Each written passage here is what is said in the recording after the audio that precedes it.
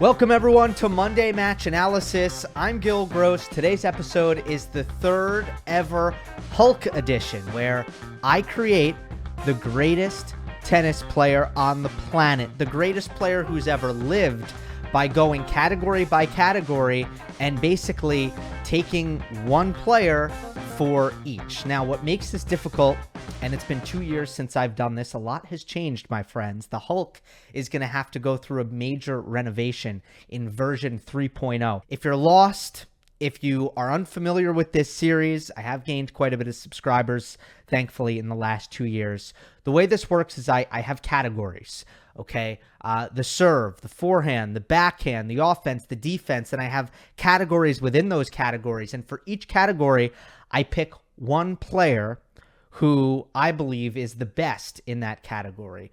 But here's what makes it hard. I can only use a player once. So if that was not the case, we'd be seeing a lot of Alcaraz and Nadal and Djokovic and Medvedev and all those guys. Same players over and over again because they're so good in so many areas. What makes this difficult and fun is that I can only use those guys once, and I need to try to create the best player I can. Don't take this too seriously. It's fun. It's games. It's hypothetical. But it is an exercise that I enjoy, and obviously get involved in the comments section about where you think I've missed the mark. And you can build your own Hulk player if you want. Follow along in the comments. There's our Hulk right there in the flesh. So now let's go over his skills and his attributes. Now, I did this 2 years ago, as I mentioned, okay? And I am going to show you before each category what it looked like 2 years ago. So the 2.0, Hulk 2.0, the serve, slice was Nick Kyrgios, flat was Riley Opelka, and kick was John Isner. And I think that holds up pretty well. I believe those are probably still the three best servers in the world, but I have made changes this year. The categories are the same: slice, flat, and kick. But I have made some adjustments. Nick Kyrgios still is who I'm taking for the slice serve. Kyrgios has every serve in the book. Certainly a great flat serve, a pretty good kick serve, although I think there are plenty of better kick serves out there. I decide to use Kyrgios for the slice because I think that his placement when it comes to the spots are so good, and he's able to still hit the serve very fast while still achieving that beautiful slicing slider movement off the court on the deuce side or away from the returner when going T on the ad side. So Kyrgios with the slice serve. Flat serve, I've made a change. I've made it John Isner. Now, I know I made it Riley Opelka 2 years ago, but the fact is, most aces that we see are flat serves. Many are slice, but most are flat. And a look at the stats in 2022, John Isner is still the king of the ace. He is acing opponents this season 25% of service points, which is insane. 1 in every 4 points. Riley Opelka is second with 1 in every 5 service points. He's at around 20%. So 25% versus 20%. That is a huge difference. I think the best way to utilize John Isner in this category is to put him under the flat serve where he can go for those aces. The kick serve is going to be Riley Opelka. And just like John Isner is the king of the ace, Riley Opelka in 2022 is the king of second serve points won. He leads that category. 58.2% in 2022, second serve points won for Riley Opelka. Isner isn't really even up there for this. Second are guys like Pablo Carreño Busta and Novak Djokovic are second and third. Alcaraz is top 5. You do have Kyrgios in there at 4th. So you can see what's so impressive about Opelka leading this category statistically is that most of the guys who do well in this category it's because they are great at winning baseline points. It's not because their second serves are just that good, that dominant and overwhelming that they're able to win an incredible amount of second serve points just off of their serve. But that is clearly the case with Opelka, who is not one of the dominant baseliners in men's tennis, not even close, and still handedly is the best in the world at winning second serve points. So that brings us to our next category, which is athleticism. This is what it looked like in Hulk 2.0. Footwork went to Roger Federer. Strength, Nicholas Basilashvili. Strength basically just means power. Speed, Alex de Minaur. And endurance, Gilles Simon. So we're getting a little bit old in this category. Obviously, Federer has retired, so he is no longer eligible for to be part of the Hulk, and Gilles Simon has also retired. So we're going to have to make some changes here. But I've also made some changes to the athleticism categories. I've taken away strength. I think it was kind of silly, and I don't like it because there's already categories for the forehand and the backhand where I put heaviness. And if I have heaviness, it seems redundant that under athleticism I would put strength. Besides for the fact that I don't know that being strong physically always translates to players hitting it the hardest. So I'm just going to get rid of that altogether. And I'm going to boil down the athleticism category to footwork, speed, and endurance. So here we go. Footwork is Carlos Alcaraz. Look, Alcaraz could be used really in all three or any of the three categories here in athleticism. And I do think that Alcaraz is the fastest player in men's tennis. But here's another example of trying to figure out where to use a guy like that. When it came to footwork, I wasn't quite sure how to replace Roger Federer. To me, Federer's footwork was something special, maybe the best we've ever seen in the history of the game. And I think it's also so important. It's one of those categories that is really going to dictate how successful you are as a tennis player.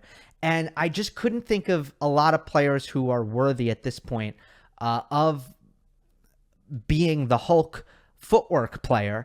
But I do think Alcaraz is. And let's face the reality of how movement is in tennis. You're generally not sprinting. Point in and point out, you're not sprinting. It's about those shorter distance movements around the court, how you're maneuvering your court positioning, and how you are getting into the best possible position to hit the ball, shot in and shot out. And I just think Alcaraz's foot speed is remarkable. He's able to move forward and take time away very fluently, as Roger Federer did. He moves inside the baseline very well to attack short balls. And in the same breath, he's able to quickly retreat and get himself in the proper defensive position just as readily. He never looks awkward when he's moving around the court. He is very good at running around his backhand to create the maximum number of forehands possible, which is a very important aspect of this footwork category. So I just think Alcaraz, look, he is at the moment probably the king of movement, and this footwork category is where I decided to use him. Speed, same thing as 2.0. Alex de Minaur takes the cake again. I do think that there are some players who challenge him in the speed department. I would say Michael Emer is up there. I would say Tommy Paul is up there. But de Minaur is still probably the second fastest player in men's tennis behind Carlos Alcaraz, and I am using him once again for the speed category. Endurance, I'm going with Cameron Norrie.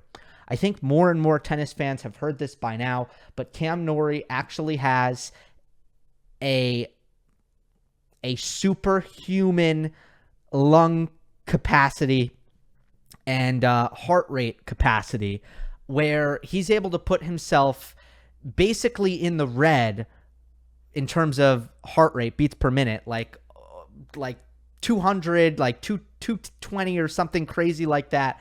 And most people are dying when their hearts are beating that fast. And Norrie is able to chill there for minutes and minutes on end. He is off the charts when it comes to this endurance testing. This all comes from Matt Little, who is, I I think he has a role with LTA, the Lawn Tennis Association, and he was saying this crazy stuff about how Cam Norrie has these oversized lungs and this incredible heart. Anyway, I've never seen him get tired. He doesn't get tired. He can go for days.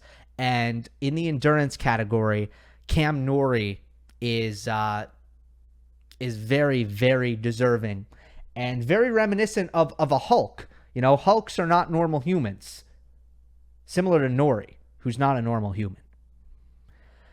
The forehand is the next category. Hulk 2.0 had the heaviness of Dominic Thiem, the precision of Stefanos Tsitsipas, the consistency of Andrei Rublev, and the variety of Matteo Berrettini. Man, these are 4 forehands I absolutely love, even in 2022. So this holds up pretty well, but I am still making quite a bit of changes in this category, even though, again, I really love this forehand that I created 2 years ago. I'm also changing one of the categories. Instead of forehand variety, which I kind of said, oh, like who can mix it up between flattening it out and hitting heavy spin? Forget that. You know, I guess that's important, and I do like those micro varieties from the baseline. But at the end of the day, I think what is becoming a very crucial and powerful weapon on the forehand side is the drop shot. So I am adding the drop shot to the Hulk categories on the forehand side, because if you have an incredible, threatening, powerful forehand that is going to back opponents up, and you can follow that up with your drop shot to take away the depth of the court, and to use that as a tactic to keep your opponent honest, it's a very, very powerful thing. So I am introducing the dropper into the forehand category here. Heaviness, I am now going with Casper Ruud, who I actually don't think has a heavier forehand than Berrettini, but I have decided to use Berrettini in another category. But I do think Ruud has probably the second heaviest forehand after Berrettini. I do think that potentially Nadal is right there as well. I think Cerundolo is pretty high up there in this category. But I go with Ruud. I think Ruud, especially on clay, just has a forehand that spins violently, and the speed holds up. You know, it's not just spinny. You know, he can also really rifle it and get it through the court with the best of them. So heaviness, Casper Ruud. Precision.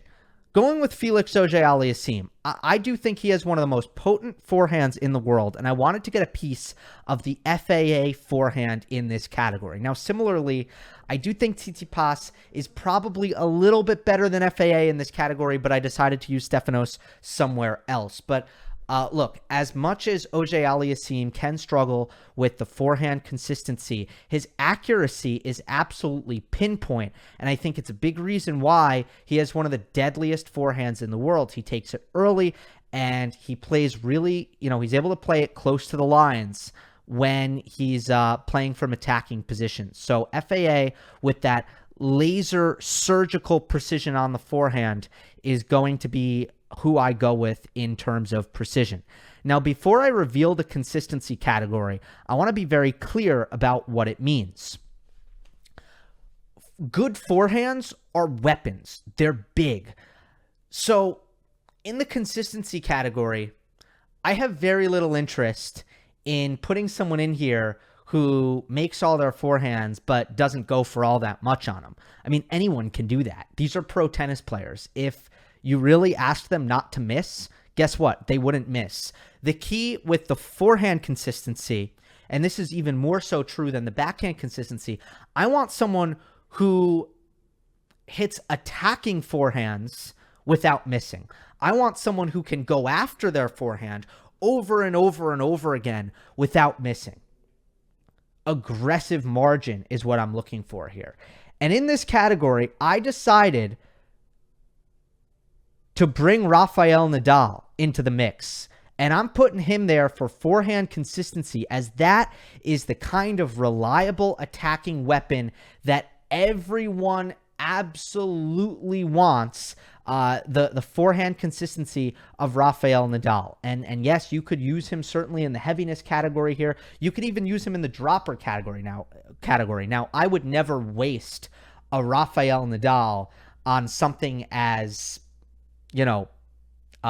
auxiliary. I don't want to say unimportant, but auxiliary as the forehand dropper. But Nadal with, potentially the greatest forehand of all time, could obviously be anywhere, in here. But I'm going to go with consistency because, his ability to just string together the aggressive forehands without missing is an absolute superpower, and one I want my Hulk to have.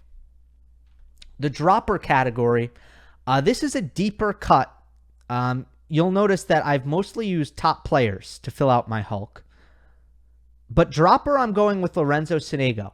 He's got a great forehand drop shot. He uses it frequently, disguises it well. Great feel, great touch. Sonego has the forehand dropper.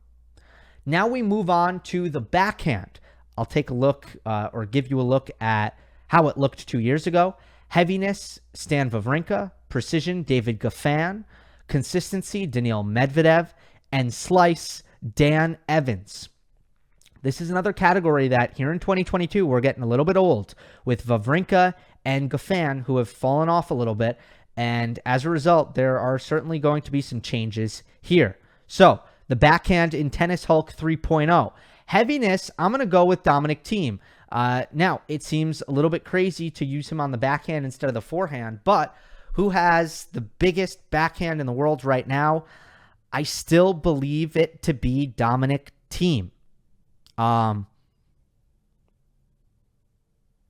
The heaviness category on the backhand side is almost always going to be a one-handed backhand. I think we've yet to see two-handers that are able to hit the ball quite as big, especially with while maintaining RPM on the topspin, as one-handers are able to do. And I'm loving Dominic Thiem here. I'm confident in that decision.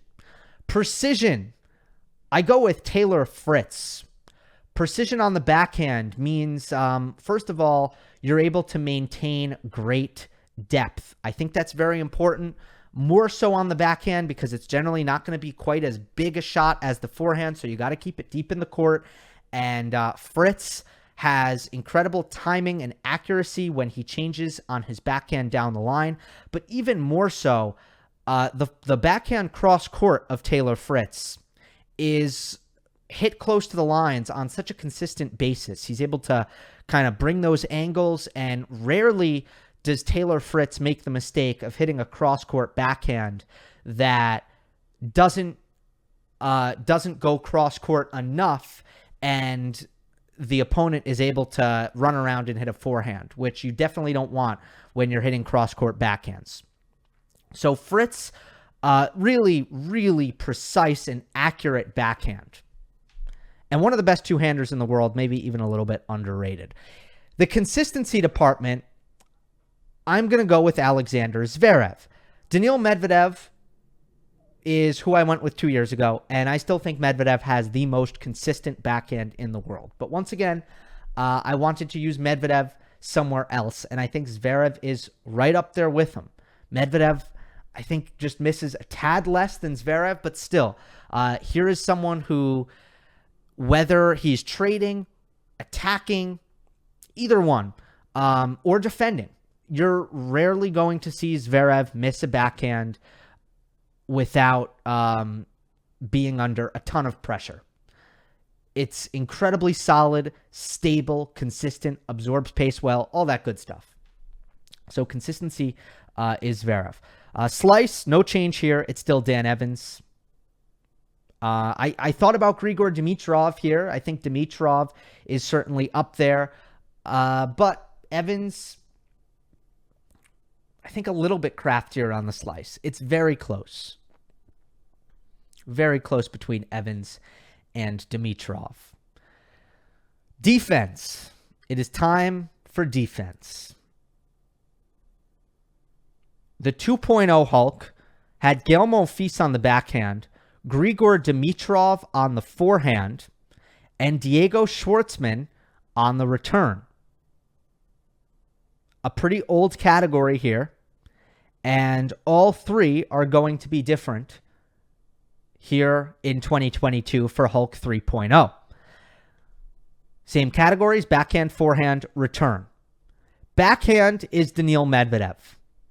The way he is able to keep two hands on the racket and drive his backhands, even when on the dead run, even from difficult positions, the depth he is able to achieve, which is the singular most important thing when you're defending, is to try to get the ball deep.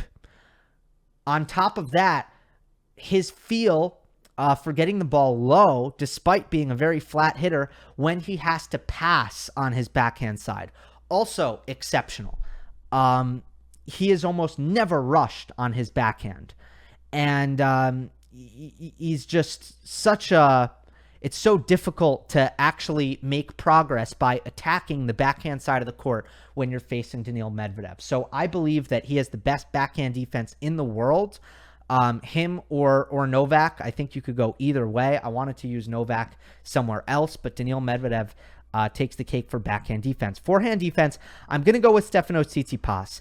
I still think that Grigor Dimitrov is tremendous at defending the forehand on the run, but Tsitsipas has certainly overtaken Dimitrov. A little bit stronger, hits that forehand even bigger. He's got more length, so I do think he covers the court a little bit better to the forehand side, and similar to Daniil Medvedev, who rarely needs to throw up a defensive lob or use defensive slice. Even when Tsitsipas is in tough positions defensively on the forehand, he's still able to hit relatively heavy drive forehands. And, you know, Tsitsipas attacking him into that forehand wing, rarely are you going to gain an advantage in the point because Tsitsipas is so strong on the running forehand. The return, I went with Diego Schwartzman, but I'm going to go this time with Novak Djokovic, who still just gains such an advantage with his return of serve, which is a defensive shot. Notice I put this under defense because the return is inherently defense. You are defending what is the fastest shot in men's tennis, the most aggressive shot in men's tennis, which is the serve, and Djokovic consistently just neutralizes that advantage. You look at what he did last year, beating Matteo Berrettini across all three surfaces at slams. You look at what he did this year at Wimbledon, conquering the best server in the world who contends, you know, Isner Opelka aside, Nick Kyrgios on grass, conquering that serve. Look, the Novak Djokovic return is a huge difference maker. It is a match winner, and the Hulk is going to really benefit from having Djokovic's return, which is probably the greatest return of serve of all time, defensively especially. You could make an argument maybe for Agassi and Connors offensively, but Djokovic, in terms of just neutralizing massive first serves, it doesn't get much better than that. The 2.0 offense. Sorry, the 3.0 offense. But first, let me show you the 2.0 offense from a couple years back. For volleys, Feliciano Lopez on the rise, who takes the ball early, who has that ability to time the ball and play on the rise. Very, very important. That went to Fabio Fognini. And aggression went to Denis Shapovalov. The categories are unchanged. The aggression category really means who has that mentality to have that offensive intention whenever possible. Who has that killer instinct? Who's going to take that initiative at all times? That unwavering confidence to go after your shots. That is the essence of the aggression category. All right, volleys this time goes to Maxime Cressy. Yes, the only serve and volleyer on tour, but let's face it. Why is Maxime Cressy able to serve and volley with success? it's because he has the best volleys in the world. It's because nobody can handle a low volley with the comfort and consistency as Maxime Cressy. And all those extra in-match reps that Cressy benefits from as a byproduct of his play style, that certainly translates into him being the best volleyer in the world. I have no doubt about it. For on the rise play, I'm going with Andrei Rublev. Man, he does such a great job of holding the baseline. He has compact strokes and just plays on the rise so well in terms of how he kind of measures his the trajectory of his ground strokes when he's taking the ball early on the rise. And a big thing with Rublev, he doesn't quite hit it as hard as some of the very, very hardest hitters in the world when it comes to just pure miles per hour. But everyone agrees that it looks like he's hitting it as hard as anyone. And, you know, if you're playing him, it feels like he's hitting it as hard as anyone. And that's because even if he's not hitting the ball quite as big as Dominic Thiem or Matteo Berrettini, he's hitting it earlier. So, you know, you take that time away and it's as if he's hitting the ball 100 miles per hour, even if he's only hitting it 90 miles per hour. For aggression, I'm going with Marin Cilic. Now, certainly Denis Shapovalov could have been the choice for this once again. Shapovalov has maintained his ultra-aggressive mindset. But I do think that Cilic does it in a way that's a little bit more understandable, a little bit more responsible. I just love the way Cilic continues to kind of go after his shots whenever the opportunity arises, and does so with a hint of patience, I would say, but not too much. I think there's a good balance there. It's kind of a weird category, but I do love how Cilic is maximizing his shot selection at this point in his career by really going after the return of serve, the second serve return especially, and to maintain that offensive pressure at all times. The next category is mental. And as you can see, Hulk 2.0 was stacked mentally. I used Rafael Nadal for fight. For shot selection, I went with Roberto Bautista Agut, probably the most disciplined shot selection guy in the world. And for pressure, I went with Novak Djokovic. You got to remember that at that point, Novak, man, in I think the year was 2020. He was winning every single tiebreak, every single deciding set, every major final that he played in. It was just ridiculous. And while Djokovic has still maintained that incredible play under pressure, there's no doubt about that. I still decided to use him elsewhere, to use his return instead this year. So someone else will be heading into that pressure category, which is basically who manages their nerves best. Categories are unchanged for the Hulk 3.0 here. For fight, I'm going with Jannik Sinner. I've been a fan of how Jannik has competed throughout the season. He's really dug deep. He's played through injuries responsibly. At many points in the year. You know, I don't want players to risk injuring themselves further, but when it comes to blisters or something like that, or being a little bit ill, I do think it's good to show some fight, because he's actually won some matches at less than 100%, which is something that I have admired. Jannik Sinner has also been tremendous in deciding sets where the legs might be feeling it, but you have to dig deep. You have to find a way. And Sinner has been able to do that. Let me get the stat for you. Sinner this year, 15-7 in deciding set matches, although he has cooled off a little bit as of late.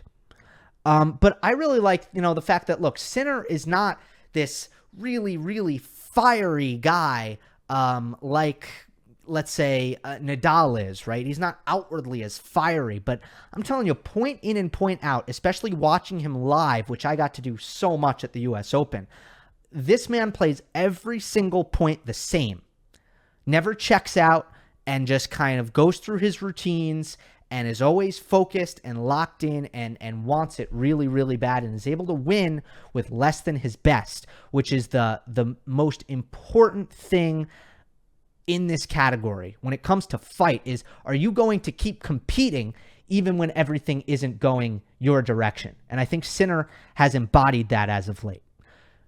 Shot selection, I'm going to go with Andy Murray. I'm going to go with Andy. Look, he is a great tennis mind, really delves into the analytics. Sometimes he can overthink, but, I think that when it comes to the Hulk player, we're not worried about overthinking. All right, we have confidence in our skills, so I like that savvy shot selection, that ability to follow a game plan, but also discipline. Murray does not ask himself to do too much, more than he's capable of. He always has a good sense of his capabilities, and while his shot selection has certainly been kind of called into question in terms of should he be more aggressive, I think that he does deserve a lot of credit for really making his opponents earn everything and staying true to how he feels, he needs to play in order to give himself the best chance to win. But ultimately, I do think that Murray is always present. He's always thinking on the court, and he has a really good feel for where his opponent is. He has, good variety in terms of mixing it up and never becoming too predictable. I like Andy Murray for the shot selection. I really like to have that kind of tennis mind behind our Hulk 3.0. For pressure, Matteo Berrettini. I've been saying this for a couple years now, but I don't see Berrettini getting tight out there. Now, I've gotten some pushback on this because some people want to see Berrettini, pull off these big, enormous wins over top players. But look, I just think he has weaknesses and holes in his abilities that prevent him from gaining these victories. At the end of the day, the reason why Berrettini is able to almost never get upset by lesser opponents, especially at majors, right? Here's a guy who plays way better at majors than he does the rest of the year. Why is that? Because the man eats pressure for breakfast. The dude gets better in the biggest and most nervous situations. And that is what I'm looking for here. I'm looking for a guy who wins tie breaks. He's 13-7 in tie breaks this year. He was 18-7 in tie breaks a year ago. He also led the tour in break points saved percentage last year. And this year, he's doing pretty well in that category once again. He's 6th in 2022, behind guys like Kyrgios, Opelka, Isner, Hurkacz, and the last guy, Jack Draper. Shout out to him. But 70% break points saved percentage. And then if you look at service points won percentage, Berrettini is at 68.6%. What does that tell you? He's actually better when he faces break points. I'm telling you, Berrettini is a mental giant. Next up is the other category. I'll tell you how it looked a couple years ago in version 2.0. Looks was Alexander Zverev. I kind of cringe at that now, but Zverev was, I think I felt like I had to find a place for him. He's a top 10 player. I couldn't find a place for him. I thought that he fit the bill in this category, but I don't know that I'd keep him there. Swagger, Karen Khachanov, and clothing Kei Nishikori with the Uniqlo kits that I still do. I think Kei looks tremendous generally in his Uniqlo kits, but there's going to be changes here with the other. It's not just about tennis. All right, you also want to look good, feel good, and in the looks category, I'm going with Grigor Dimitrov.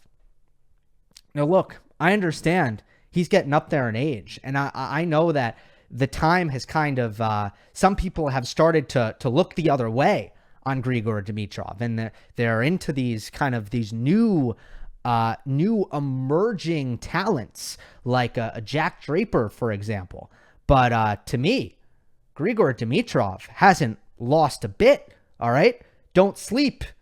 Man still's got it. Still has it. Grigor Dimitrov in the looks category. Swagger, Francis Tiafoe, who I got to say, a big improvement. Look, I know Khachanov struts around the court with this kind of confident walk, and I think that's why I put him for the swagger category in version 2.0. But let's be honest, Tiafoe is a huge upgrade here with the way he holds his follow through after hitting volley winners, the way he interacts and engages with the crowd, how if he hits a running pass and then he's next to the stands, he starts high-fiving fans.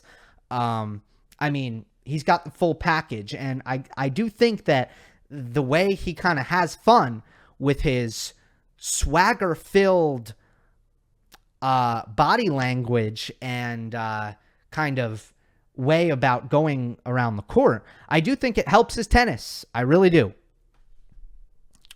Clothing.